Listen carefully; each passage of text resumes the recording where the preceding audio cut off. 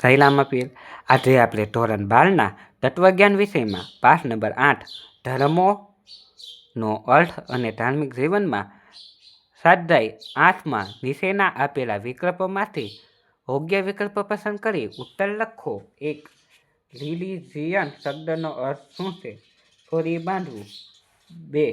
બીજા પાસે જેવા વર્તનની તમે અપેક્ષા છે તેવું વર્તન તમે બીજા સાથે રાખો. આ ઉપદેશ કયા નિયમનો છે? સુવર્ણ નિયમ. 8. ટન. ધાર્મિક જીવનનું જ્ઞાનાત્મક પાસું શેની સાથે સંકળાયેલું છે? વિચારો અને બુદ્ધિ. 4. ધાર્મિક જીવનમાં લાગણીઓ કે ભાવો સાથે કયું પાસું સંકળાયેલું છે? સંવેદનાત્મક. 5. કોના મતે જે ધર્મને તર્ક વડે સમજવામાં ગોઠવે તે જ એના સમજે બીજું નહીં. મનુસ્મૃતિ. 6. ધર્મની આગવી વિશેષતા કઈ છે? ભક્તિ. 8. નિરંતર પ્રાર્થના કરતા રહો. આ આજ્ઞા કયા ધર્મગ્રંથમાં છે? બાઇબલ. 8. વસ્તુરૂપી વસ્તુઓમાં આશા ભક્તિ અભ્યાસ એટલે શું? વૈરાગ્ય. ભક્તિના ધાર્મિક જીવનમાં કેટલા અંગો પૂર્ણ રીતે વિકસાવવામાં હોવા જોઈએ? 4. ધર્મ અને વિજ્ઞાનના સમજવા દ્વારા સર્વધર્મની પ્રાપ્તિ વિશે કોણ આપેલ છે? વિનોબા ભાવે. પ્રશ્ન નંબર 2. નીચેના પ્રશ્નોના ઉત્તર સવિસ્તાર લખો. 1. ધર્મનો અર્થ સમજાવો. ધર્મ એ સંસ્કૃત ભાષાનો શબ્દ છે. એનો મૂળ ધૂ ધાતુ છે. ધૂ એટલે ધારણ કરવું, ટકાવી રાખવું. ધર્મ વ્યક્તિને, સમાજ, રાષ્ટ્ર અને સમગ્ર જીવનને ધારણ કરનાર શક્તિ છે. આ શક્તિથી માનવી જીવનદ્રષ્ટિ કેળવી શકે છે અને જીવનને સાર્થક બનાવી શકે છે. આ દ્રષ્ટિની શુદ્ધ વિના માનવી સાચું જીવન જીવી શકતો નથી, સાચો માનવી બની શકતો નથી. પ્રશ્ન નંબર 2. જુદા જુદા ચિંતકોએ આપેલી ધર્મની વ્યાખ્યા સમજાવો. તમે જોઈ શકો છો જુદા જુદા વૈજ્ઞાનિકોએ આપેલી ધર્મની વ્યાખ્યા.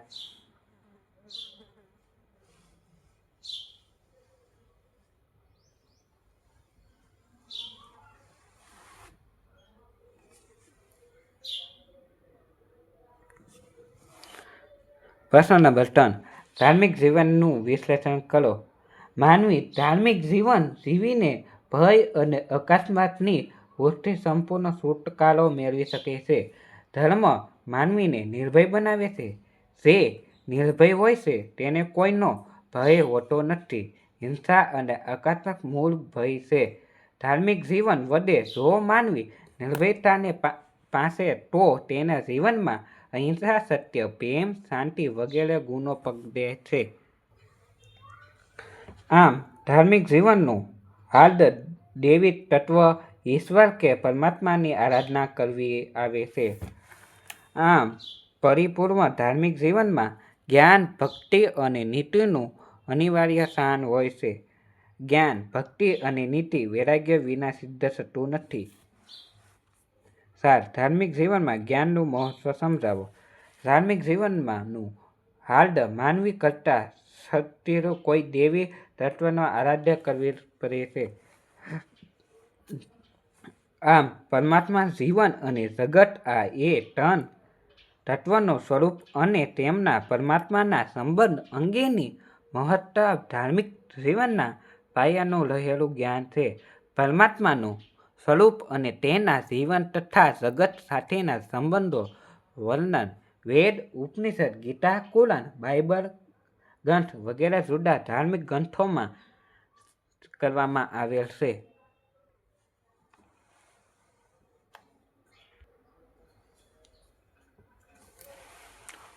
પ્રશ્ન નંબર 5. ધાર્મિક જીવનમાં ભક્તિનું મહત્વ સમજાવો. ધાર્મિક જીવન વડે માનવી જે દૈવી તત્વને પ્રાપ્ત કરવા ઈચ્છે છે તેના પ્રત્યેક તેના અપાર સ્નેહ હોય છે એ જરૂરી છે. કારણ કે કોઈ પણ વસ્તુની પ્રાપ્તિ કે વસ્તુ પ્રત્યેના સાચા ઊંડા સ્નેહ વગર સંભવી શકે નહીં. સ્નેહનું બીજું નામ ભક્તિ છે. આમ દૈવી તત્વની ભક્તિ ધાર્મિક જીવનમાં વિશેષ સ્થાન છે. પૂજા, પ્રાર્થના, ભજન, ભક્તિ, સારંગર વગેરે પ્રાર્થના ધાર્મિક જીવનનું અનિવાર્ય અંગ છે. કુરાનમાં કહ્યું છે, પોતાના પાલન કરતા અલ્લાહનું નામ સ્મરણ કરો અને અન્ય સર્વ વસ્તુઓનો મોહ છોડી એમનામાં ચિંતન શોધો. બાઇબલમાં પણ કહ્યું છે કે નિરંતર પ્રાર્થના કરતા રહો.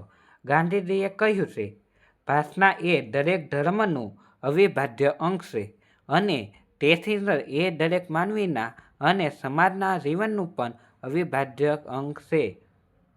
આમ ધાર્મિક માનવીનું જીવન પ્રાર્થનામય અને ઈશ્વરમય હોવું જોઈએ.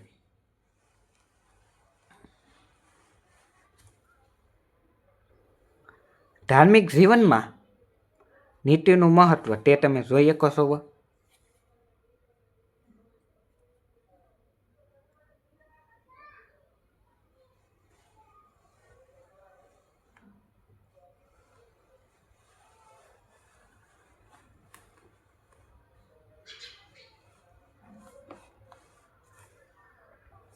7 વૈરાગ્ય ધાર્મિક જીવનનો અનિવાર્યતા છે સમજાવો. તેનો ઉત્તર તમે જોઈ શકો છો.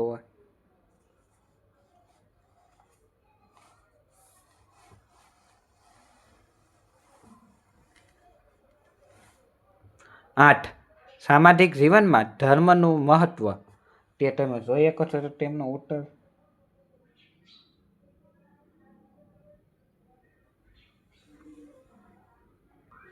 9 ધર્મહીન માણસો પશુઓ જેવા જ હોય છે. તમામ મહત્વ સમજાવો. ઉત્તર ગાય, ભેંસ, બળદ, હાથી, ઘોડો, વાઘ, સિંહ વગેરે પ્રાણીઓની જેમ માનવી પણ એક પ્રાણી છે. અન્ય પ્રાણીઓ જેમ તેમ પણ શરીર ધરાવે છે. શરીરધારી તમામ પ્રાણીઓ હવા, પાણી, ખોરાક, ઊંઘ વગેરે શારીરિક જરૂરિયાત હોય છે. આ જ પ્રમાણે માનવીને પણ અન્ય પ્રાણીઓની જેમ હવા, પાણી, ખોરાક, ઊંઘ વગેરેની જરૂર પડે છે.